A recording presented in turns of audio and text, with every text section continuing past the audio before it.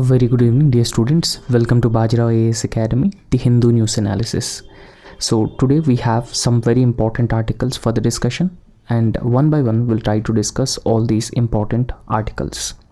So today is 1st April 2025, and the first article that we are going to start this discussion is about India's higher education. So in fact, India's higher education system is a very important topic for your general studies paper 2, and in this context we'll look into what are the major challenges in India's higher education system and what are the solutions to overcome those solutions as well. So in order to make India as a global center of higher education, it is very important that we need to reimagine the higher education system with a lot of important reforms, and that is very important to make India a global center of higher education. So we all knew that the higher education system in India has been facing a lot of challenges, and particularly it has been struggling to produce the graduates in recent times. Particularly it has been producing the graduates, but the problem is that those graduates are not meeting the industry standards or the needs of the industry. For example, industry required a certain sort of a skill, but on the other hand, the graduate from these higher educational institutions don't having the necessary or required skills. So that is the main issue that the Indian education system has been facing here, or Indian education system is struggling to produce those skilled graduates. And apart from that, there are also a lot of issues existing in the higher education system, ranging from the faculty shortages, poor research quality, and even weak integration as well. So weak integration of the higher educational institutions with the research institutions and with the industry. So this is what is called as industry academia linkages. So industry academia linkages are also absent in the higher education system, and that is one of the main reason that why the higher educational institutions are not able to produce the industry relevant skilled graduates. So these are some of the issues that the higher education system has been facing. And apart from that, there are other challenges also that the Indian higher educational institutions have been facing. So the first challenge, we have understood that the graduates or the students who are passed out from these higher educational institutions, they don't have the necessary or required skills, because the large proportion of graduates, particularly from private engineering colleges, and even new IITs, they actually lack the employability skills. So even they come into the job market and they are not readily gets employed because they lack skills. So skilling is very important. Technical knowledge, skilling is very important in these higher educational institutions.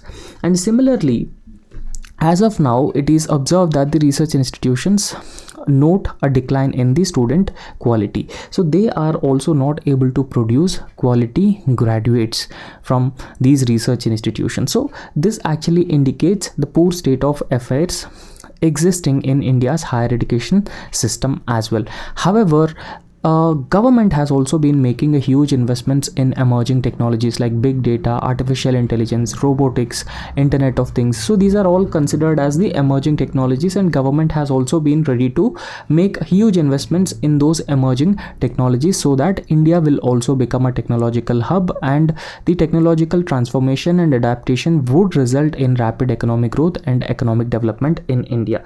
So if Indian higher educational institutions are not able to produce quality graduates or skilled graduates, then India's investments in those sectors will not come to a success, or they will not become a success. For example, you are investing in artificial intelligence, but you have been lacking the skilled workforce in the artificial intelligence, then there is no use even if you invest in the artificial intelligence. However, it is the responsibility of India's higher educational institutions to produce the skilled workforce, and that is the main problem that the higher education system in India has been facing. And in fact, if you look at the higher educational institutions in India, most of these higher educational institutions are actually focusing on ranking. So they just focusing on better ranking, and they are also focusing on publishing papers and filing patents for various innovations. So rather than that, they should focus on quality teaching. So quality teaching is very, very important. Apart from quality teaching, they should also focus on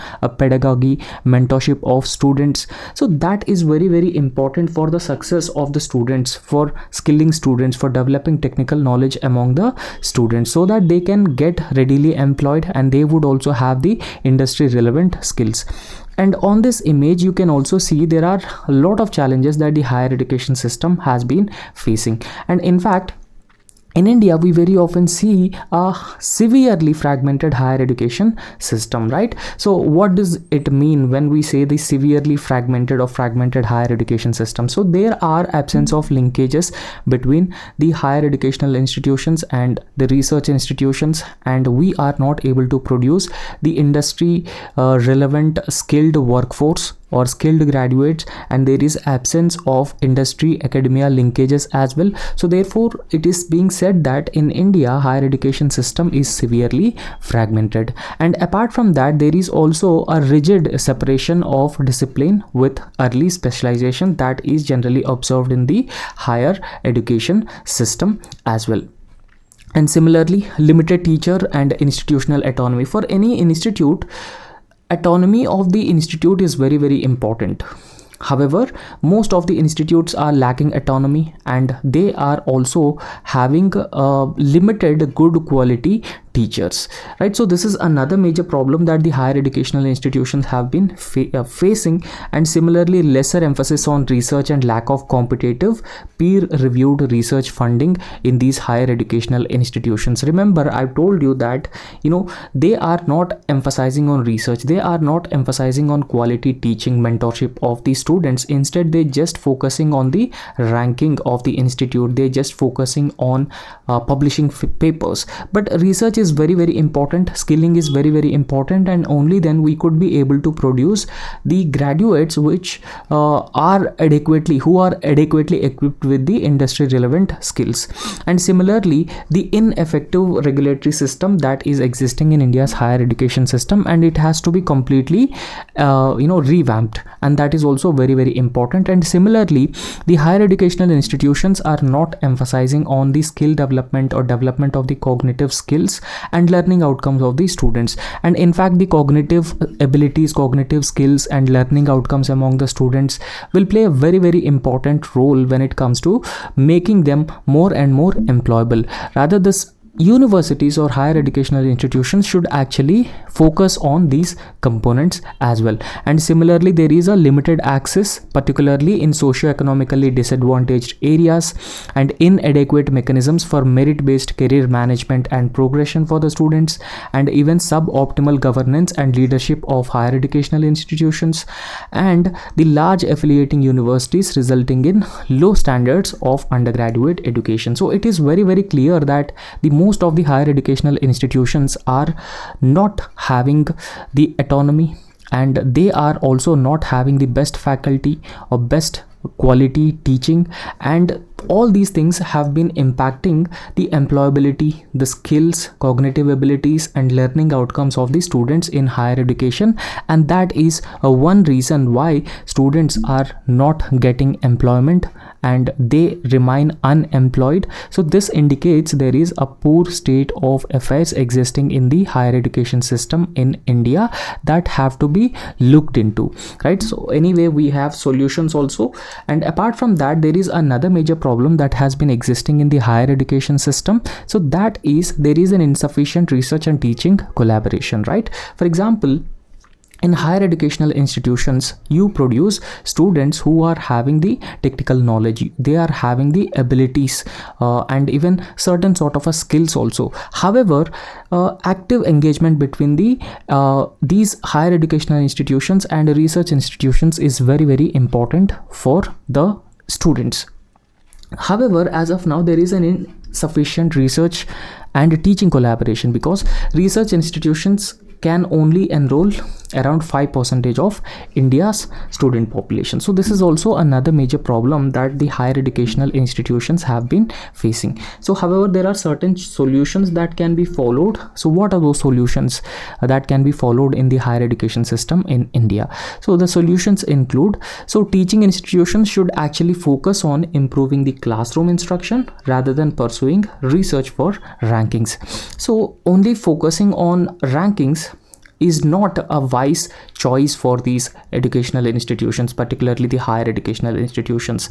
Rather, they should focus on teaching, rather they should focus on pedagogy as well as improving the overall classroom environment and instruction, and that is very, very important. So therefore they need to focus on this particular aspect. And similarly, the other areas where the higher educational institutions can actually focus on, including the faculty development programs, so that the best quality faculty can be the higher educational institutions can actually have a best quality faculty and structured mentorship programs and regular evaluations and even innovative course offerings. And these are the key initiatives that must be adopted by the higher educational institutions to make sure that the learning outcomes are improved, and the higher educational institutions focus on the cognitive abilities of the students and ensuring linkages between the research institutes and these educational institutions. And similarly, higher educational institutions should also be ranked based on their teaching effectiveness, student learning outcomes, and the innovation that they have adopted when it comes to the pedagogy that they have adopted, right? So therefore these are some solutions, and we will also discuss some more solutions to correct the higher educational system in India. So you can also see the impact of National Education Policy 2020 on higher education. So it focuses on better accessibility to quality higher education, leveraging the technologies that we already have, and strategic assessment and evaluation system. Skill development of the students is very, very important. The technical abilities, technical skills among the students is also very crucial. Holistic education needs to be provided to the students of higher education. Emphasis on arts and humanities, multilingual education, focus on vocational education, and effective teacher training, professional development. So these are some areas where we can also include those areas in the higher education system, so that the higher education system will focus on the overall improvement of the students in terms of producing the quality students and those students who can meet the needs of the present industry, right? So what are the benefits of these reforms? We should also understand the benefits of these reforms as well. So these reforms have a certain benefits. So firstly, the collaboration between the industry and academia, collaboration between the teaching higher educational institutions and research institute will elevate teaching quality, and it will also elevate the curriculum design in institutions which primarily focused on the undergraduate education. And similarly, the industry ready graduates can be produced, because once the graduates are adequately equipped with the skills which are necessary, which are required for the industry, so they can emphasize on pedagogy, and that will result in graduates with a strong fundamentals, and they can also easily employed, and unemployment rates will also substantially decline. And similarly, this will further enhance India's human capital pipeline. So there will be a huge human capital which is adequately skilled, which is also having the industry relevant skills, benefiting sectors like information technology, manufacturing, and even the emerging technologies also. Emerging technologies like Internet of Things, robotics, artificial intelligence, and so all these different technologies. So once the government started making investments in these emerging technologies, then we will also have the skilled workforce. So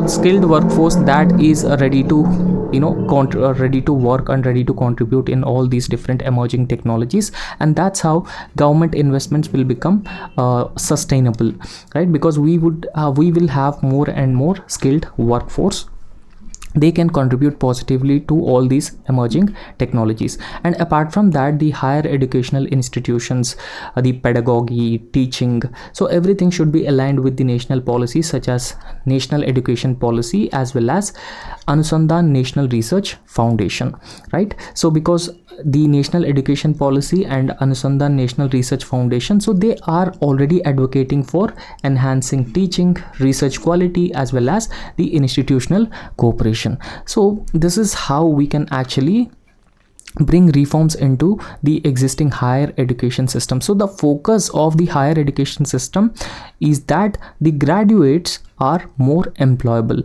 and the graduates are actually having the industry relevant skills so that they can be readily employed. So that should be the key focus, right? So you can see on this image there are certain reforms that are required in the India's higher education system. So they include more autonomy has to be provided, there should be transparency, accountability, and they should be readily employed once they pass out from the colleges. And they should also have the social, the institutions of higher education should have a social responsibility, and they should focus on innovation, research, entrepreneurship, all these different aspects, so that the higher education in India will become more and more holistic, inclusive as well as innovative, right? So the next topic is tensions rise in the Arctic as global powers have been competing for the strategic control.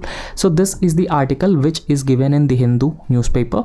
So we'll try to understand, so what are the reasons for the tensions, the rise in geopolitical tensions in the Arctic? Because there are a lot of global powers which are part of the Arctic Council, and there are some other countries also which are not part of the Arctic Council, but they are part of this geopolitical competition that is centered around the Arctic region. So we'll understand what are the reasons for this intense geopolitical competition in the Arctic region and how it is going to impact the geopolitics of the region, and apart from that, how it is going to impact the fragile environment in Arctic as well, right? Because Arctic is a northern pole and there are a lot of glaciers, and due to global warming the glaciers are started melting, and melting glaciers would have significant implications on the ecosystem and other environment in the Arctic region. So firstly we'll understand what is the significance and importance of the Arctic region.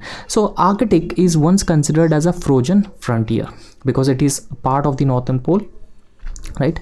So this is where Arctic region is located. So this is the North Pole Arctic region. So this is frozen frontier, and in fact it is emerging as a geopolitical hotspot. Now what is the reason for emerging, what is the reason why Arctic has been emerging as a geopolitical hotspot? Because in recent times we knew that because of the anthropogenic reasons, mostly the anthropogenic reasons and emissions of the greenhouse gases caused global warming, and global warming is a phenomena where temperatures of the planet Earth will increase substantially, right? So therefore climate change and global warming have led to a rapid melting of ice caps and glaciers in the Arctic region. So rapid melting of ice caps and glaciers in the Arctic region are now opening new sea routes for many countries such as Canada, US, Russia, and some other countries in the northern Europe. And in fact it is also believed that Arctic region is home to a huge natural resources, right? It is also home to huge natural resources, particularly the fossil fuels as well, right? So not just fossil fuels but also other important resources such as rare earth metals and the other important resources, so therefore Arctic is home to all these important resources, and thereby melting of glaciers has resulted in unlocking access to these vast resources of untapped natural resources. And in response, the global powers are ramping up their presence in the region, including China as well. So even China is not having any border with this Arctic region, but despite that, China is also very, very active when it comes to the geopolitical competition in the Arctic region. And because of the vast resources and even new sea routes that can actually minimize the distance between different parts in the northern hemisphere, new global powers are ramping up their presence in the Arctic region, and it has a lot of concerns about the potential conflict and even military escalation in the Arctic region, right? So I hope you have understood this very briefly. And what is the strategic significance of the Arctic region? So we'll try to understand the strategic significance, because it is also having some strategic significance.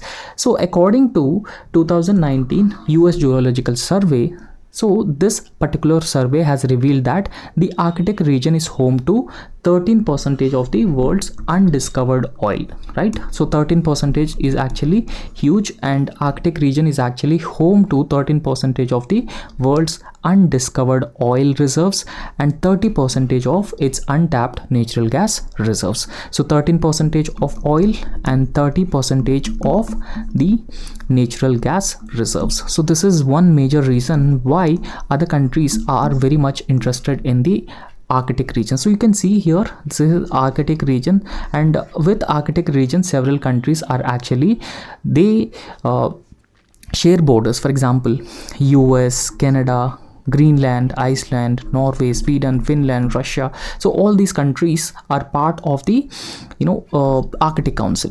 So there's a council called Arctic Council, and all these countries are part of the Arctic Council. And in fact, recently US has also Donald Trump, particularly US President Donald Trump, has making announcement that US will take over, or US will buy the Greenland, right? Because of, so it also indicates the growing importance of the Arctic region. So apart from the natural gas and also the oil reserves in Arctic region, so this Arctic region is also rich in rare earth metals, copper, phosphates, and even it is a viable fishing ground as well. So it is having such a huge importance. Don't you think that it is having strategic importance, right? Because of its huge mineral resources, rare earth elements that are very important for different countries to ensure the mineral security of the respective countries. And apart from the resources that we have just discussed, so the melting ice is also opening new commercial shipping routes as well, right? Because now different countries can easily access the other countries compared to the earlier existing routes. So this can substantially reduce the distance between two different areas. So earlier it was not possible because the entire Arctic Sea was frozen. So you cannot have a viable shipping route in a frozen sea, but now it is melting, so it provides new avenues and new opportunities for a new commercial shipping route. So this is another major reason. And in fact, the northeast passage along Russia's Arctic coast, so this is all the Russia's Arctic coast. So in fact, Russia has a huge Arctic coast, and Russia is also having a lot of interest in the Arctic region. And in fact, this northeast passage along Russia's Arctic coast could actually shorten the trade routes between East Asia and Europe by nearly 8,000 kilometers. So this is one of the biggest advantage. So that's why this is becoming a region of intense geopolitical competition, because that could significantly shorten the trade routes, or significantly reduce the distance between two different regions, thereby further improving the trade and commerce between different regions. And in recent times, China is also coming into this Arctic region, and China is also behaving like it also having a huge stakes in the Arctic region, because this is evident from the fact that China actually envisions the polar Silk Road as well. So along with the maritime Silk Road, China also envisions the polar Silk Road, and that would boost the maritime trade while bypassing the traditional choke points like Suez Canal. So through this polar Silk Road, so they can actually bypass the choke points such as Suez Canal in the Mediterranean Sea and Red Sea, that is connecting the Red Sea and Mediterranean Sea. So this is another big reason why countries like China are also interested in the Arctic region.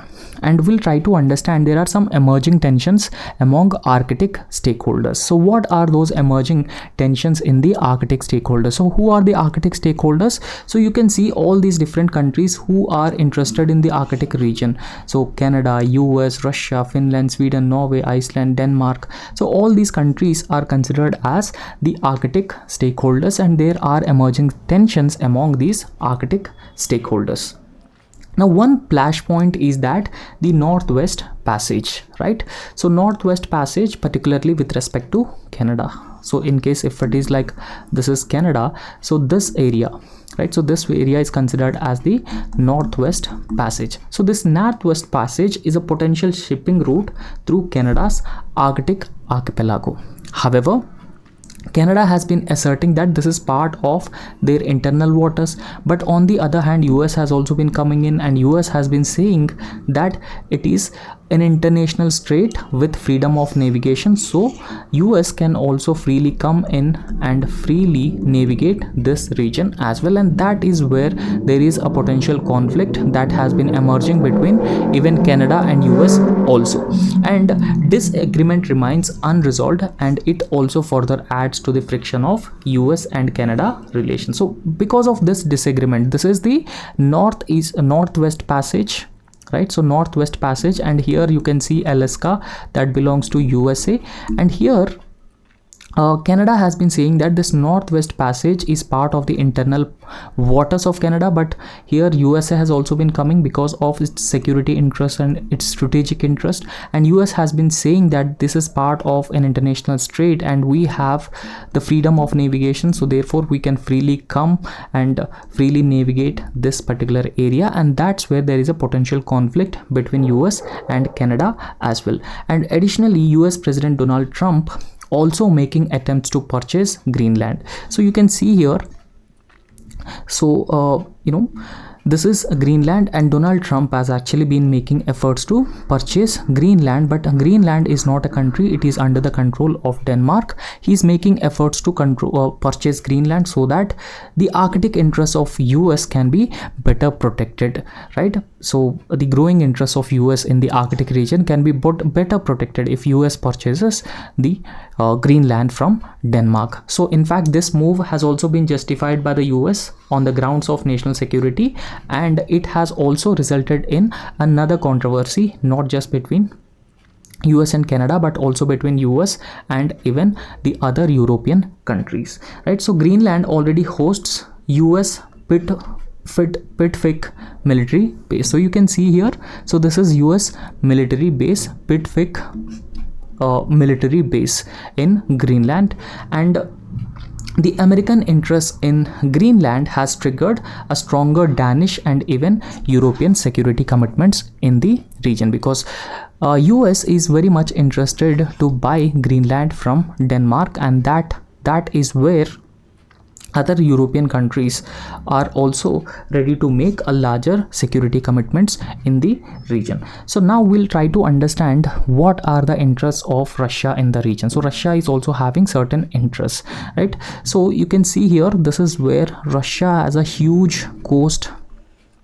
Russia actually has a huge coast in the Arctic Ocean, and in fact Russia has revived the Soviet era Arctic military bases, whatever military bases that they already have. So Russia has been trying to revive the Arctic Soviet era Arctic military bases because of the growing strategic and geopolitical competition in the Arctic region. It is imperative and it is important for Russia to revive those Soviet era Arctic military bases.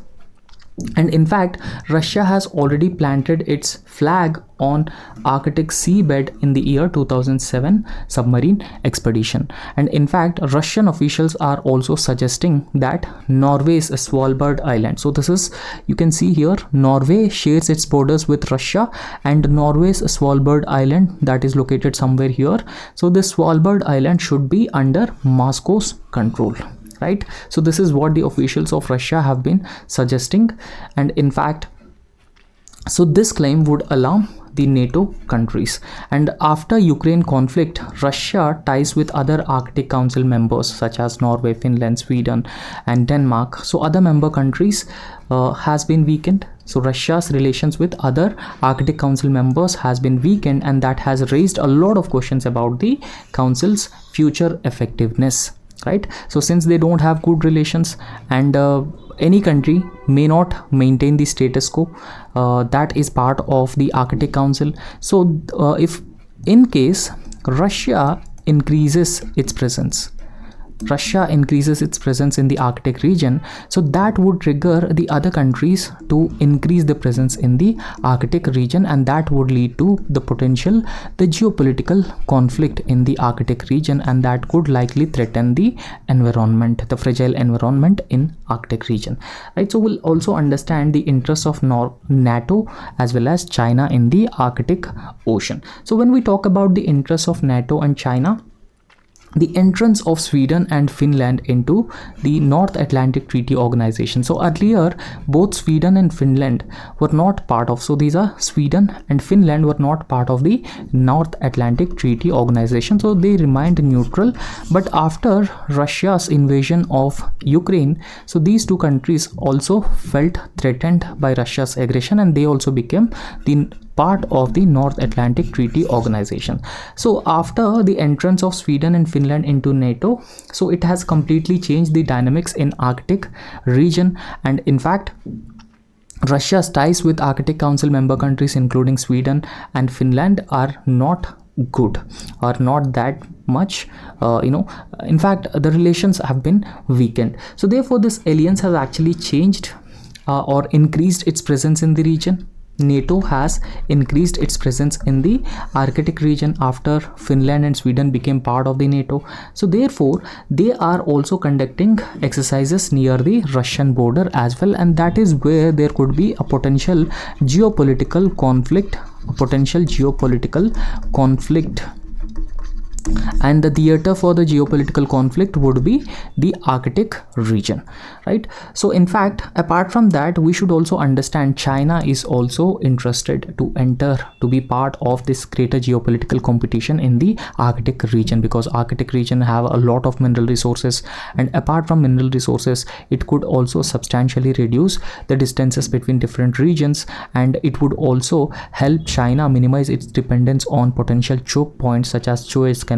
So all these choke points, and that's why China has been interested to be part of the geopolitical conflict or geopolitical competition in the Arctic region. So therefore China, despite not being an Arctic nation, so China is not a Arctic nation, so we have just seen what are the countries which are close to Arctic, and China has in fact declared itself as a near Arctic state in 2018. So it is a near Arctic country, but it has not been sharing its boundary with the Arctic region. So therefore China already have plans to build a nuclear powered icebreaker and has expressed a strong interest in the Arctic shipping routes as well, right? So apart from that, so we could actually see a strong military relationship, trade relationship between Russia and China, and there is a strong collaboration between China and Russia, including they are conducting joint naval drills that actually reflects the strategic interests that concern the Western powers in the Arctic region. And what are the implications on the global security? So we should also understand the implications on the global security as well. So it could have multiple implications, but the most important implications include, so the Arctic region will no longer a frozen wasteland. So this is no longer a frozen wasteland, and in fact Arctic region is going to become a highly contested arena for energy politics, for the resource politics or mineral politics in very future, and the military posturing that we could actually see between different stakeholders in the Arctic region, whether it is China, Russia, US and other European countries, and even there will be a huge trade competitiveness in the Arctic region. So however, we should understand the impact, the ecological impact of all these things on the Arctic region, right? So there are environmental concerns, and environmental concerns are also paramount, and they needs to be taken into consideration, because increased shipping in the Arctic region and increased drilling to extract the fossil fuels, natural gas and oil reserves would lead to the ecological degradation of the Arctic region. So therefore, Arctic Council is very important. There should be a consensus among all the members of the Arctic region, and Arctic Council should stick to the principles, and Arctic Council should also be very sensitive when it comes to the fragile environment and protection of fragile environment of the Arctic region, right? So instead of making it a ground for the geopolitical competition, the countries which are part of the Arctic Council and other important countries which also have interest in the Arctic region, such as China, India, Japan, so all these countries should be proactive to ensure or protect the environment or fragile nature of the Arctic region. And you can also see that the members of the Arctic Council, so the members of Arctic Council include Canada, Denmark, Finland, Iceland, Norway, Russia, Sweden and US. So this may be asked in your prelims examination, so therefore it is very important. You should actually remember this, right?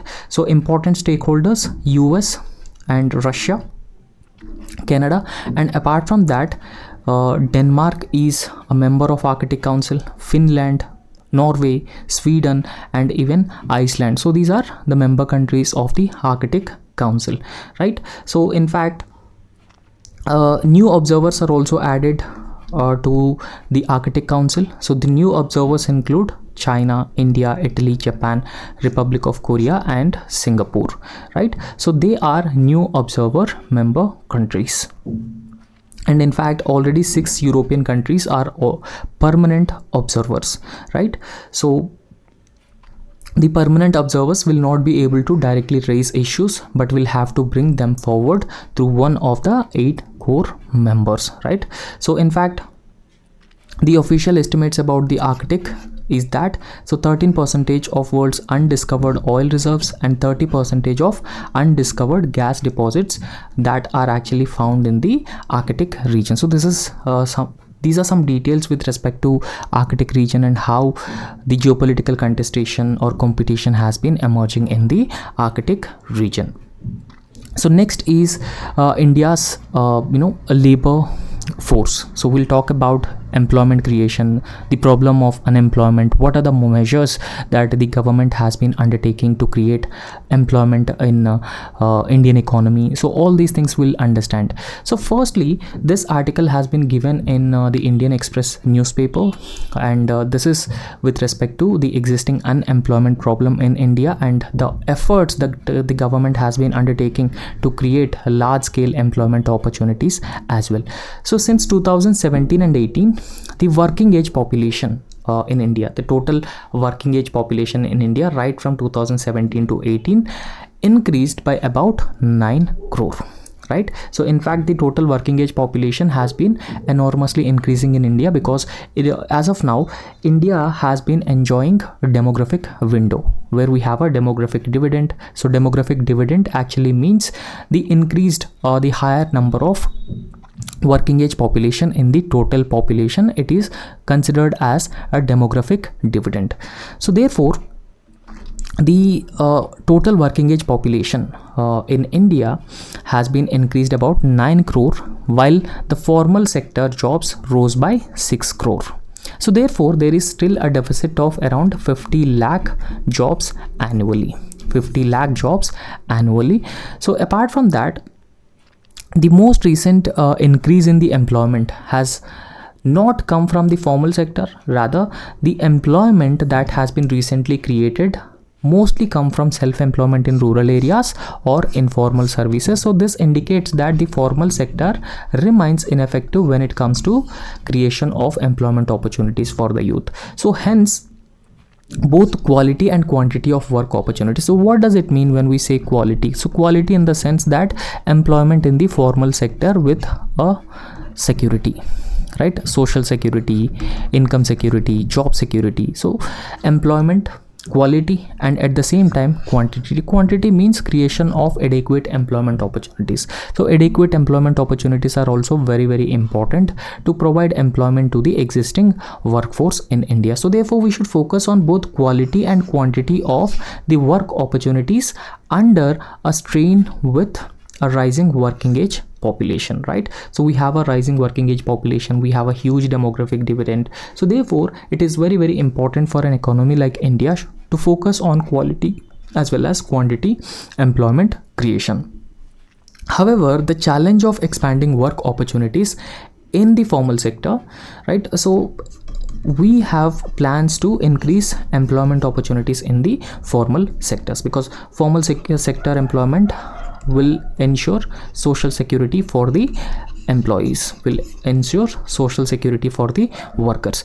So the challenge of expanding work opportunities in the formal sector, they even become more daunting in the face of rapid technological progress. For example, when we talk about the formal employment opportunities, so formal employment opportunities, there are certain industries which are not labor intensive in nature. They are either capital intensive in nature, and they are also technology intensive in nature. So since they are capital and technology intensive in nature, they are less labor intensive, and they are also not able to create adequate employment opportunities for India's workforce. So this is another major problem.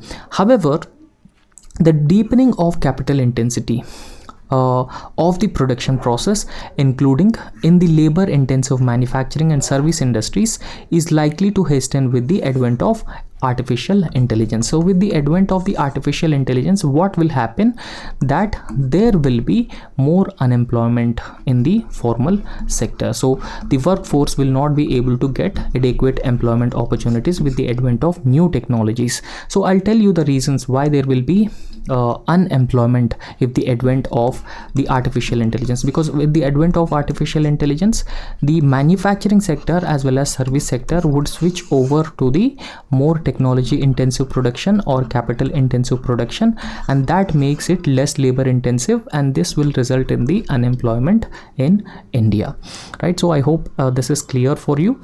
And now, why is the capital intensity of production is rising in a labor abundant economy? So Indian economy is considered as a labor abundant economy. So despite Indian economy being a labor abundant economy, why the capital intensity of the production or the technology intensity of the production has been raising? So we'll try to understand the reasons for the same. And in fact, there can be two factors that actually comes into play. So one factor is demand side factor, and the other factor is the supply side factor for this, right? So despite we are having a huge workforce, why Indian industries are going capital intensive or the technology intensive? So the demand side factor is that the adoption of capital intensive techniques are imperative for increasing productivity, right? So they are imperative for increasing productivity and also value added at a low cost. Because when you adopt the capital intensive techniques, so this will further increase your productivity. For example, you have a company A, and instead of relying on the labor force or the workforce, you depend on the technology, you depend on the machinery. For that, you have invested a huge capital. So with the advent of technology and with the advent of machinery, the productivity will substantially increase, right? So you can substantially increase the productivity. So that is the big demand side factor. And the supply side factor is that we don't have adequate skilled workforce, right? So despite a labor abundant economy, we don't have the skills that are required, that are necessary. So according to an estimate, we have a total workforce. Out of total workforce, we have just 5% of the workforce is formally skilled. So 5% of the workforce is formally skilled. Now, if a workforce is not formally skilled, then why you employ the workforce? Instead, you go for the technology that will increase productivity. You can produce more at a relatively shorter period of time, and you can also make a huge profits instead of employing the workforce who are actually lacking the required or necessary skills. So therefore, lack of the complementary skills is another major supply side factor. So therefore, the other factor is that if the cost of the capital, right? So a relative cost of the capital or machinery declines. For example, imagine that the cost of machinery declines because of the technological innovations, the technological advance and innovation. So the cost of machinery comes down, and there is a high probability that any industry can go buy and this particular machinery, they can invest in machinery, and that would result in the more capital intensive production of that particular industry, and they can also substantially increase the productivity as well. And even the manufacturing sector's contribution has been stagnant, while agriculture contribution to GDP has declined. So you can also see that how agriculture sector has been contributing for the GDP. So agriculture sector contributing just 16% to India's GDP, and even this industry has been contributing. So I think industry is contributing less than this. Industry is contributing around 24% or something like that. So and rest of it is contributed by the service sector alone. So in fact, in India, service sector, which is not labor intensive, it is capital intensive and technology intensive. So it has been contributing to less employment, but it has been contributing to more GDP in India, right? So however, industry and the agriculture sector are also having a huge potential to substantially increase the contribution to GDP, and apart from that, the contribution to employment is also very high, right? So therefore, in fact, in industry there is a need to create more and more employment opportunities in the industry itself. So although the real wages have not risen significantly in recent times, the price of capital or new machine based technology has reduced, or it has been falling rapidly. The reason for that is the technological progress that has been happening worldwide. So whenever there is a technological progress, and the technological progress would make the existing machinery cost to be lower, right? Because any innovation would make the cost of the existing products less, and that would encourage the industries to adopt to capital intensive, technology intensive production rather than the labor intensive production, because labor workforce in India are lacking the formal skills. However, with the advent of new technologies that actually favor a particular skills, there likely to be devaluation or destruction of the tasks that become redundant, right? For example, with the advent of artificial intelligence, what generally happens with the advent of artificial intelligence, there may be certain tasks, there may be certain jobs which are no longer relevant, and they would be either devalued or destroyed. Now what about the people who are engaged in those particular tasks? So they remain unemployed. So therefore, it is very, very important that skill development. So skill development is an area or is an arena that has to be focused upon. So we need to adequately upskill and reskill the existing workforce, so that the existing tasks that can become outdated because of the advent of new and emerging technologies, so they can be readily employed in different formal sectors. So therefore, the skill biased technological change. So technological change has been taking place, but this technological change can be considered as a skill biased technological change. So this skill biased technological change lowers the demand for labor by firms as they shift towards more productive as well as relatively cheaper machine based technologies.